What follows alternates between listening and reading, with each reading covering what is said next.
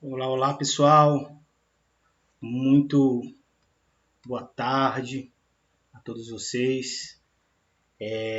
A gente está iniciando em mais uma aula de inglês. Espero que essa aula esteja ao agrado de vocês. So, let's start. Olha só, essa é a nossa segunda aula de inglês, certo? A gente teve a primeira videoaula que foi aquela revisãozinha sobre os tempos verbais. Aí nós trabalhamos o presente simples, não é isso? E o present continuous. Então, assim, a última aula a gente conseguiu fazer a revisão, né? Só que eu notei que a gente estendeu muito a aula em se tratando de uma revisão, né? Então, o que foi que eu fiz? Eu resolvi compilar só nessa aula de hoje o restante das informações dos outros tempos verbais, né? Do past simple, do past continuous, do be going to e do future simple. Já queria fazer tudo isso hoje, assim, sistematizar, partindo do princípio que a gente estudou. Um detalhe é que esse Future Simple, o nosso material, ele aborda inicialmente, logo ele, e depois ele é trabalhado nessa revisão, né? Então, hoje a gente vai matar dois coelhos numa cajadada só, né? Vai ter o Future Simple como conteúdo e o Future Simple como revisão. Então, a gente já marca isso. No finalzinho da aula, eu vou trabalhar também com vocês o Genitive Case, fazer uma revisãozinha desse conteúdo que já foi trabalhado. Aí, a última coisa já é explicar um pouquinho da atividade de casa de vocês. Vocês terão. Vocês estão vendo aí no card aí embaixo que está aparecendo as páginas do livro de vocês, que a gente vai trabalhar agora, no caso revisar, as páginas para casa e tem um e-mailzinho, né? Vocês estão vendo que tem esse e-mailzinho aí, e-mail alan5, @gmail. Beleza. Esse e-mail aí é para onde vocês vão enviar a atividade, certo? Então, fica aí a dica para vocês, mas assistam a aula, né? Tentei esclarecer tudo aí na cabeça de vocês. Qualquer coisa vocês podem entrar em contato comigo. Acredito que a grande maioria tem o meu contato aí, né? Porque eu estou inserido nos grupos. A minha dúvida é que parece-me que eu não estou no grupo do nono ano A, né? Eu não tenho certeza. Caso não esteja, se alguém do nono A está assistindo a minha aula, certo? Eu vou deixar o meu contato com o pessoal do nono ano B. No nono ano B, com certeza eu estou lá. E vou deixar também meu contato lá no fórum, né? Na plataforma do Ícaro, certo? Para você poder tá me inserindo no seu grupo. Ok? É importante que eu esteja no seu grupo, porque daí as coisas eu vou colocando diretamente para vocês, sem ter o intermédio do fórum da escola, né, ou da agenda dos pais de vocês. Combinado? Ótimo. Então a gente começa aqui falando sobre o past simple, né, que é o passado simples. Não é assim? É importante lembrar que o past simple, certo? Olhando aqui no materialzinho de vocês, ó, bem aqui, ó, eu já sublinhei, é uma ação concluída, né? É uma ação no passado, claro, né? É uma ação no passado, só que é um passado já concluído, né? Então a gente tem aqui a seguinte oração: I cleaned my room yesterday. Então, em que consiste esse tempo verbal? Muito simples. É a colocação do verbo para o passado. Não tem um formato especial, não. Você converte o verbo para o passado e automaticamente a sentença como um todo está no passado. Porém, quando a gente fala em verbo, a gente tem duas coisinhas. A primeira é a questão do regular verb, né? Do verbo regular.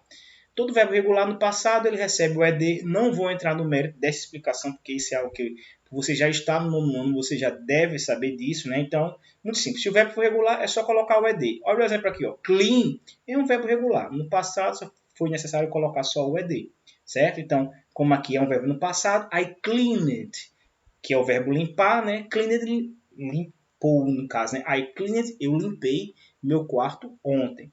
Aí o seguinte, galerinha, existe também o verbo irregular, né? Irregular verb, né? Daí ó, o verbo irregular ele sofre algum tipo de alteração. Ou seja, não há que se falar na colocação do ed. Ed é só quando o verbo for regular. No verbo irregular ele vai sofrer algum tipo de alteração. Duas coisas. Primeira coisa, não existe uma regra que você consiga identificar se o verbo é regular ou irregular. E a segunda coisa, sabendo que o verbo é irregular, também não existe uma regra para você saber qual é essa alteração. Não tem. Basicamente, você tem que saber que aquele verbo no presente ele é desse jeito e no passado ele é escrito de outra forma, certo? Então, aqui é só uma revisãozinha É claro que mais adiante a gente deve trabalhar com os verbos irregulares por meio de uma tabela, onde eu vou listar quais são os principais verbos irregulares, né? Enfim, esse padrão é tranquilo. Para a aula de hoje eu quero que você entenda que no past simple tem dois tipos de verbos. Verbos regular, que você no passado coloca o ed, e o verbo irregular, que é aquele que você faz com que ele sofra algum tipo de alteração ao ser convertido para o passado. Belezinha? Dito isso, olha só o que é que eu fiz aqui com vocês. Botei uma setinha para a gente converter. Eu não vou explicar demasiadamente essa questão da conversão do past simple para a forma negativa e interrogativa. Não vou fazer isso. Eu já vou de cara trabalhar com vocês isso e colocar algumas observações, certo? Você que está assistindo a aula aí, não sei, pelo seu tablet, pelo PC ou pelo seu smartphone, não sei ao certo como você está assistindo essa aula, mas se você quiser printar esses slides, é até bom, ou se você quiser pedir para mim, professor, envie os slides para mim, enviarei também. É só entrar em contato comigo, certo, pessoal? Posso enviar isso aí, até porque esse material é muito bom para vocês estudarem, certo? E claro que essas videoaulas elas vão estar à disposição, né? Só entrar lá no meu canal e assistir à vontade. Não paga nada, né, galera? Então, vamos lá. Daí é o seguinte. I cleaned my room yesterday. Na forma negativa, pessoal, olha como é que é tranquilo. A gente tem que pesa sobre essa construção e que a gente viu na aula passada juntamente com o Present Continuous e com o Present Simple, é que quando a gente nega e interroga, a gente tem a questão do auxiliar, né? Vocês viram que no Present Continuous o auxiliar é o próprio verbo to be, e vocês viram que no Present Simple o auxiliar são dois, o do e o das, né? Lembram da videoaula passada que a gente viu isso daí? Beleza. Quando a gente fala de Past Simple, de passado simples, nós temos como auxiliar o did. Aí na forma negativa fica didn't. Professor, posso escrever did not? Pode sim. É uma questão de preferência, né? Tem pessoas que gostam de falar didn't, ou seja, a forma contraída, didn't, olha para cá, ó, didn't. Tem pessoas que gostam de falar did not, separadamente. Então, as duas formas estão corretas. O que importa é que você entenda que isso é a forma negativa. Então, veja, se aqui é I cleaned, eu limpei, I didn't clean, eu não limpei. Professor, estou percebendo que você esqueceu de colocar o ED aqui. Opa, toma cuidado, porque olha só, essa questão do ED, certo? Ela é muito delicada porque a gente só converte o verbo para o passado propriamente dito na oração afirmativa. Quando você nega, quando você interroga, o que é que acontece? O verbo ele volta para o presente, certo? O verbo voltará para o presente. Então é por isso que tanto na oração negativa quanto na oração interrogativa, o verbo ele voltou para o presente. Por ele ser um verbo regular, recebeu o ED, é só você retirar o ED. Né? Assim, então aqui não tem complicação nenhuma. Falando sobre a oração interrogativa, você vai colocar só o did, sem o didn't, só o did no começo da construção, certo? E vai repetir o restante da oração, certo? Então, qual é o auxiliar do past simple? É o did, na forma negativa didn't, na forma interrogativa did no começo da oração. Toma cuidado com isso, certo? Então, a gente fez assim uma revisãozinha básica sobre o past simple. Note que eu não aprofundei basicamente nada. Mas antes da gente ir para o past continuous, eu coloquei aqui, olha só, um exemplo com um verbo irregular. Como vocês bem sabem, spoke, ele é o passado de speak, né? E o que acontece? Como speak ele é um verbo irregular, aí no passado se transformou em spoke, certo? They spoke, eles falaram English at school, na escola. Daí, olha só, para converter para a forma negativa, a gente vai usar o didn't de novo, então fica ó, they didn't. Olha o verbo, deixou de ser spoke, passou a ser speak. Toma cuidado. Quando a gente coloca o didn't, o verbo ele volta para o presente, certo? Toma cuidado com isso. Já na forma interrogativa, é só colocar o did na frente, did they, e o verbo de novo no presente, certo? Então, aqui ó, são dois exemplos, um com verbo regular, outro com verbo irregular, certo? Para a gente concluir aqui essa revisão do past simple. Então, percebendo que eu estou indo bem mais acelerado, porque eu estou partindo do princípio que isso é algo que vocês já sabem, nós só estamos revisando, certo? Past continuous. olha só, o past continuous é uma ação em andamento, certo? Opa, professor, mas o present continuous também é uma ação em andamento. Só que é uma ação em andamento no passado. No present é uma ação em andamento no presente e aqui é no passado. Como assim, professor? Eu estou estudando. Está acontecendo no presente, é uma ação em andamento no presente. Quando eu digo eu estava estudando, passado. Então, eis aí a diferença. Certo? Então, isso é a diferença do present para o past continuous. Vimos que, não sei se vocês perceberam, a gente estudou um formato estrutural do present continuous na nossa última videoaula. Aí aqui eu já coloquei o formato estrutural do past continuous, que é isso daqui, ó. Toma cuidado, você tem o sujeito, daí você tem o was ou were, tem que ter o verbo to be no passado. Pessoal, was vai ser usado para que pessoas? I, he, she, it ou um único nome. O or, as demais pessoas. Toma cuidado com isso. Por exemplo, aqui, ó, esse exemplo aqui. Como o sujeito é I, eu tive que usar o was. Certo? Se o sujeito fosse John, seria was.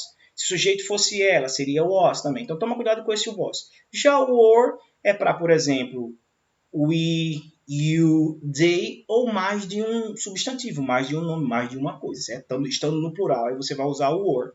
Posso dizer assim, professor, que aqui é singular e aqui é plural? Eu diria que sim, na maioria das vezes, porém existem exceções. Mas se prendam aí que dá certo, ok? E o verbo ele recebe o ing. Ah, professor, o ing também é do present continuous. Exato. Então, tanto no present continuous quanto no past continuous, a gente põe o ing.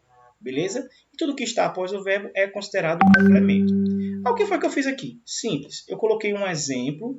Olha, como o sujeito aqui é you, você ou vocês. Were, que foi o verbo to be que concorda com you were. Aí eu peguei o verbo study, acrescentei o ing. Galera, a regra é muito simples. Após o verbo, coloca o ing, certo? Não vamos se prender a detalhes, não. A aula de hoje é para isso, para a gente revisar. Então é só colocar o ing após o verbo. Pronto, você acerta. You were studying Spanish. Você estava estudando espanhol. Professor, como é que se dá a conversão aqui? Super tranquilo, galera. Were é ou não é verbo to be? Pois bem, se é verbo to be, como é que você faz? Você usa ele para negar. Então aqui, ó, como é que é a forma negativa? You were not. O professor pode abreviar? Pode, fica weren't, sem nenhum problema, certo? Se aqui é você estava, você não estava estudando espanhol. Super tranquilo, né? Na forma interrogativa, o were é verbo to be, o were é auxiliar. Então é só colocar o were na frente e repetir toda a oração. Were you studying Spanish? Você estava estudando espanhol? Certo? Então, revisãozinha básica. Com isso a gente concluiu aqui, certo? O past simple e o past continuous, não é? E agora a gente vai para... Vamos lá. O que foi que a gente concluiu aqui? Vamos lá. A gente trabalhou o present simple, trabalhamos o present continuous na aula passada. Agora a gente revisou o past simple e o past continuous, não é isso? Beleza. Tá faltando o quê?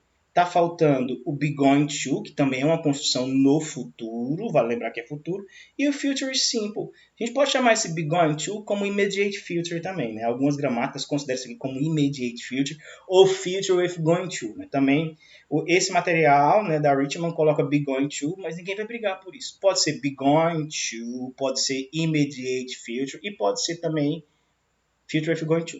Sem problema nenhum. O que importa é que são ações no futuro. Aqui é um tipo de futuro. E o future simple, outro tipo de futuro. São futuros diferentes. Vamos começar falando aqui do be going to. Olha só. Be going to, pessoal, expressa uma ação planejada. Na grande maioria das vezes que você viu uma construção nesse tipo de futuro, estamos falando de um futuro cuja ação é planejada. Beleza? O que foi que eu fiz aqui? Eu coloquei um formatozinho estrutural para vocês. Peço para que vocês tomem cuidado, não confundam esse formato estrutural com o que eu coloquei da aula passada, com o que eu coloquei na aula retrasada, certo? Por quê? Porque a gente tem o sujeito, a gente tem o verbo to be, para por aí. Por quê? Porque depois do verbo to be você vai colocar o going to e o verbo. Esse verbo aqui, pessoal, ele fica em sua forma infinitiva, ou seja, na forma base. e só depois o complemento. Não é? Se você for tomar por base aqui, ó, a gente tem ó, he é o sujeito.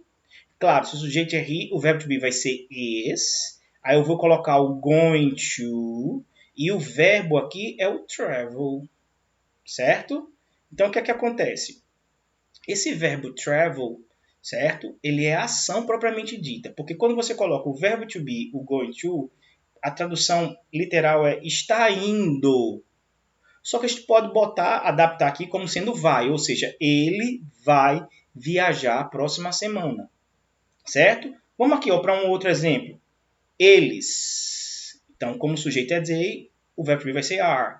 They are. Pessoal, pelo amor de Deus, nono ano a gente nem conjuga mais verbo to be, né? Porque eu estou partindo do princípio que vocês já sabem. Não é assim? Então, professor, eu não sei.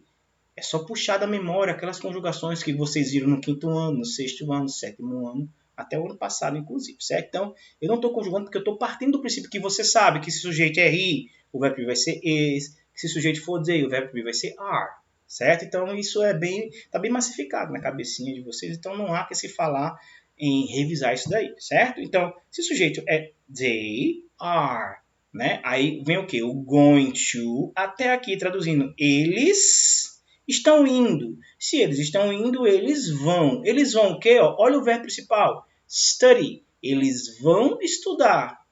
At home. Em casa. Beleza? Conversão. É outra coisa que você já sabe, já está massificado. Ora bola. Se tem verbo to be na construção, você usa o próprio verbo to be para negar. Dito isso, olha só como é que fica a construção. Aren't. Professor, posso colocar are not? Pode. Então, você pode escrever aren't ou are not. É a mesma coisa, certo? É questão de preferência, conforme eu já disse. Se aqui eles não vão, se aqui eles vão, aqui eles não vão. Não vão estudar. E para perguntar, professor, como é que faz? Simples. Verbo to be é auxiliar. Então, é só colocar o verbo to be na frente e repetir o restante da construção. Se aqui eu fiz they are, na pergunta é are they. É só você tem they are, aí inverte, are they. Não sei se é assim, mas o que importa é que você entenda que na afirmação você vai ter o they are e na interrogação você vai ter o are they. Belezinha? E o restante da construção. Com isso a gente revisa também, certo? Be going to. E a gente vai agora, olha só, para o future simple, que expressa previsões. Enquanto que o immediate future são ações planejadas, o future simple expressa previsões. Então é muito simples. A gente tem aqui o seguinte, ó. A gente coloca o will antes do verbo principal. Então você tem aqui, olha para cá, você tem aqui, ó, make, que é o verbo principal. Uma vez que você coloca o will antes do verbo, você está convertendo a sentença para o futuro. Mas não é qualquer futuro, é o future simple. Vejam, se não tivesse esse will, seria eu preparo um sanduíche, seria presente. Mas uma vez que eu coloquei o will, eu estou convertendo essa sentença para o futuro. Eu prepararei um sanduíche. Beleza? Mas eu preciso que você entenda que a colocação do will tem que ser antes do verbo, nas afirmações. Ok? Aí o que foi que eu fiz aqui? Eu coloquei o processo de negação, né? Você pode escrever após o will o not, ou entre parênteses, você pode abreviar won't. I will not ou I won't make a sandwich. Eu não prepararei um sanduíche. E claro, como vocês já sabem, né, nessa altura do campeonato, o will ele é o auxiliar. Então, para eu interrogar, eu faço o quê? Eu coloco ele no começo da construção. Will e repito a construção. Will I make a sandwich? Eu prepararei um sanduíche? Certo? Bom, a gente meio que concluiu essas revisões dos verb tense, que ainda é um conteúdo do capítulo 1. Aí agora a gente vai para o nosso próximo slide, que pertence ao capítulo 2, certo? Que eu vou tentar explicar aqui, revisar rapidão para vocês, para a nossa aula não ficar muito longa, porque o que importa mesmo para vocês é que vocês respondam a atividade de casa e me enviem. Já já a gente fala sobre ela. Mas o que é o genitive case? É indicação de posse. É uma das possibilidades de nós indicarmos posse na língua inglesa, né? O genitive case nada mais é do que a colocação do apóstrofo S na maioria das vezes na construção para que haja indicação de posse. Mas assim, Existem alguns pré-requisitos básicos para a colocação desse apóstrofo S, né? Acho que o primeiro de todos é que ele acompanhe, certo? Um substantivo, primeira coisa. E na sequência disso é que esse substantivo ele seja o possuidor, ou seja, ele seja o detentor de alguma posse. Então, qual é o entendimento? Se você puser apóstrofo S ligado a um substantivo que tem alguma coisa, a pessoa que lê aquilo já sabe que aquilo é uma indicação de posse. E a lógica natural é que após o apóstrofo S vem a coisa possuída. Vejam aqui, ó, o que é que diz a explicação. Acrescenta-se apóstrofo S aos substantivos não terminados em S. Né? Já já a gente fala por quê. Veja, the boy, boy é o substantivo. Então, se tem o apóstrofo S ligado a ele, quer dizer que alguma coisa pertence a ele. O quê? Pela lógica natural, está logo após. O livro. Ou seja, a tradução é assim. O livro do menino is old, é velho. Eu preciso que vocês entendam que o genitive case está aqui, ó. Aqui é o restante da construção. Ok? Aqui é o genitive case e aqui é o restante da construção. Vamos para cá. Ó. Children, crianças, certo? Apóstrofo S. Então, alguma coisa pertence às crianças. O quê? Os brinquedos. Então, como é que eu vou ler isso aqui? Os brinquedos das crianças, certo? Isso é o genitive case, que é uma indicação de posse. Vocês estão vendo aqui que tem review, isso é uma revisão, galera. Vocês estudaram isso lá no 6º ano, certo? Então, de boa, super tranquilo, a gente está só revisando. Eu não estou nem assim me prendendo a detalhes, estou empregando um ritmo aqui que eu sei que dá para todo mundo acompanhar. Todo mundo quem? Quem é do 9º ano. Né? Se isso aqui fosse explicação para alunos de 6º ano, com certeza eu ia explicar bem detalhadamente, bem pausadamente, mas não é o caso aqui. É assim? Porém, ó, se o substantivo ele já tiver o S, agora eu vou falar sobre essa questãozinha, é necessário você colocar só o apóstrofo após o S. Veja aqui, ó, eu tenho the boys, o substantivo ele já tem o S, porque não é o menino, são os meninos. Então, por ser plural, eu coloco só o apóstrofo após o S. Aí fica o quê? Ó? O livro dos meninos é novo, certo? Então, veja aqui, galera. O que é que a gente tem? A gente tem aqui essa situaçãozinha básica, essa revisãozinha. Tem mais alguns detalhes sobre genitive case, quando tem mais de um possuidor, né? Enfim. Mas eu acredito que você está revisando comigo essa colocação do apóstrofo S. Se você entender que é uma indicação de posse, eu acho que para mim já está de bom agrado. Certo? Dá para você entender e conseguir resolver as atividades referentes a isso. Ok? Certo? Então, assim, o que é que a gente vai fazer agora? Agora a gente vai dar uma analisada nas atividades de casa. Olha só, no card aí, a primeira atividade é a página 12, não é isso? Então tem aqui, ó, match the sentence, relacione as colunas, certo? Então você tem aqui essa primeira coluna, você vai relacionar com a segunda. Como assim, professor, fazer a relação? Cada uma dessas construções, elas terão um complemento que são sentenças no futuro. Vai conseguir responder essa questão se você traduzir. Com a tradução, você consegue chegar a um entendimento aqui. Então, é uma atividade, sobretudo, que envolve tradução. Certo? Questão número 9. Answer the questions with the cues given. Né? Vocês vão responder as perguntas com o que está sendo dado aqui, ó, entre parênteses. Olha, primeira pergunta aqui. Ó. Where will you go on vacation next year? Traduzindo, onde você irá nas férias próximo ano, né? Aí para a praia. Aí você vai responder assim, eu irei para a praia, certo? Usando o futuro. Professor, aqui cabe que futuro? Ó, aqui, ó, é o futuro com will. É aquele futuro que você vai colocar o sujeito, o will, o verbo principal e o complemento, que é o quê? Praia.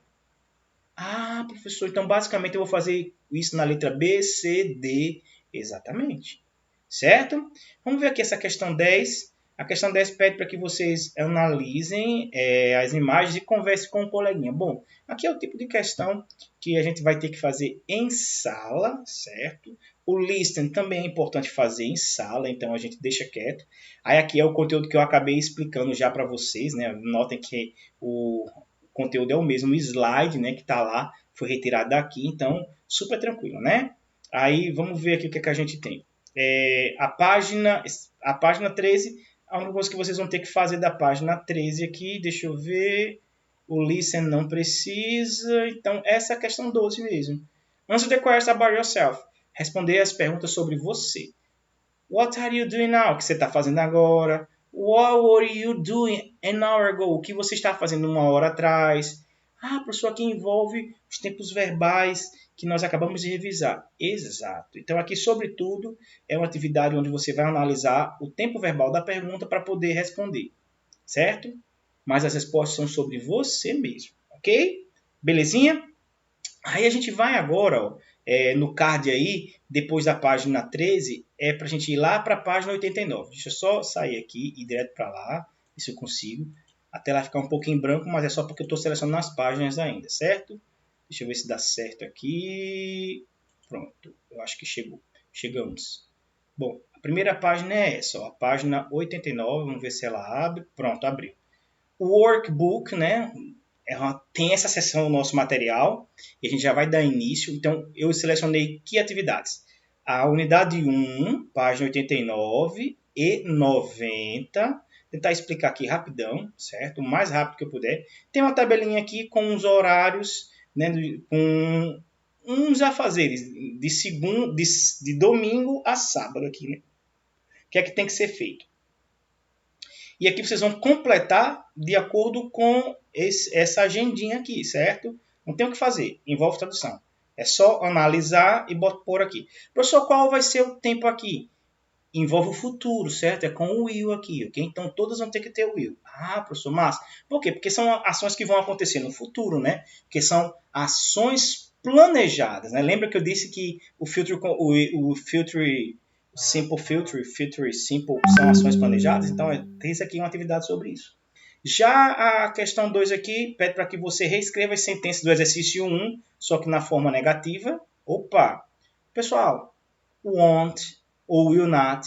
Pronto, está feito aqui. É só reescrever fazendo isso. Tem nem o que dizer. Na página 90, vocês vão completar as sentenças com os verbos da caixa, certo? Na forma correta, usando o que está sendo dado. Então, os verbos são esses aqui, só que quando tiver um sinal de certo, você escreve na forma afirmativa, quando tiver um X na forma negativa, certo? Basicamente é preenchendo as lacunas. Você não vai ter que montar toda uma construção. É só preencher, ok? Agora, tem que tomar cuidado. Tem que estar no tempo verbal correto, ok? Pode ser presente, pode ser passado, pode ser futuro. Pode ser presente simples ou presente contínuo. Pode ser passado simples ou passado contínuo. E pode ser os dois futuros, ou com going to ou com will. E se, professor, você quebrou aqui as nossas pernas? Não, não quebrei. É questão de analisar também, certo? Questão 4, textozinho aqui bacana para vocês marcarem as sentenças de acordo com o texto, né?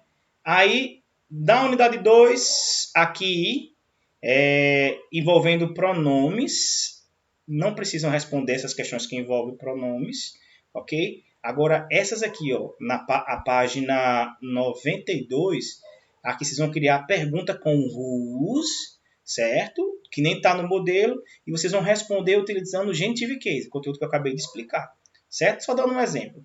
Whose garden, ou seja, de quem é este jardim?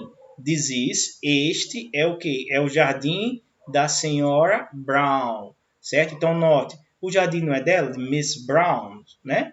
Ou seja, então, após Miss Brown, põe um apóstrofo S e depois a palavra jardim. Aqui um exemplo. Está perguntando de quem é aquele carro, certo? De quem é aquele carro novo, né? Ou seja, whose is that new car? Aí como é que você vai responder? That is my grandfather's car. Ou então my grandfather's new car, certo? E por aí vai. Letra B, C, D e E. Questãozinha que exige aí um pouquinho de entendimento, mas eu acho que você consultando lá o que a gente estudou dá certo também.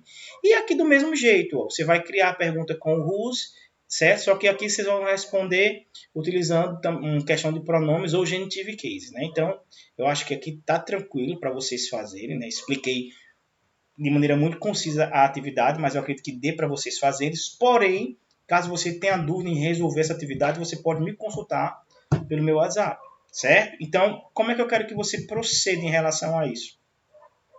Se você tiver livro, você tira a foto do livro com as atividades respondidas, as páginas, e envia para esse e-mail que está aí. Ou então, se você preferir, você pode escrever as respostas em uma folha, porque daí é bom que você vai compilar tudo numa folha só e vai ser só uma foto. E você tira e manda para mim também. Claro que eu vou pedir para que você se identifique, né? Ponha seu nome, digamos, Alan do nono ano A, aí eu vou saber, né? Se tiver mais de um Alan, aí você bota o nome e o sobrenome, certo? Então, e não se esqueça de colocar a série também. Professor, então quer dizer que eu posso fazer manuscrito? Sim. E outra coisa, eu vou postar de novo no grupo de vocês o linkzinho para quem não tem o material ter acesso ao nosso material digital. Professor, mas eu não tenho um códigozinho, não tem problema. A Richmond, ela abriu esse acesso. Então, o professor dá o link para o aluno, aí o aluno acessa esse link, se cadastra e fica usando o livrozinho digital, certo? É um cadastro temporário, mas vai servir para vocês que estão em quarentena nesse momento, ok? Então, é para coisa atividade, professor, até a nossa próxima aula. Quando é que é a nossa próxima aula? Próxima terça. Quando for na próxima terça-feira, eu já confiro quem são os alunos que me entregaram a atividade e já ponho, tipo aqui, ó, na listinha. Ou seja, depois eu não vou aceitar mais, certo? Professor, mas não tem aquela história de prazo? Tem aquela história de prazo nas aulas presenciais, mas agora note, ó, quem não tem um livro tem até essa possibilidade de pegar o material digital, né? Com o link que eu vou botar. Então, não tem desculpa, pessoal. Vocês vão ter aí basicamente uma semana para responder tudo isso. Certo? Ok? Então, mais uma vez, só reiterando, pessoal do nono ano A, por favor, me coloca aí no grupo da sala. Estou sentindo essa falta. Se eu não me engano, eu não estou nesse grupo ainda. Porque a gente precisa ter esse canal aí mais estreito para nos comunicarmos. Certo? No mais, have a nice day, have a nice night, have a nice weekend. Enfim, bye bye for all.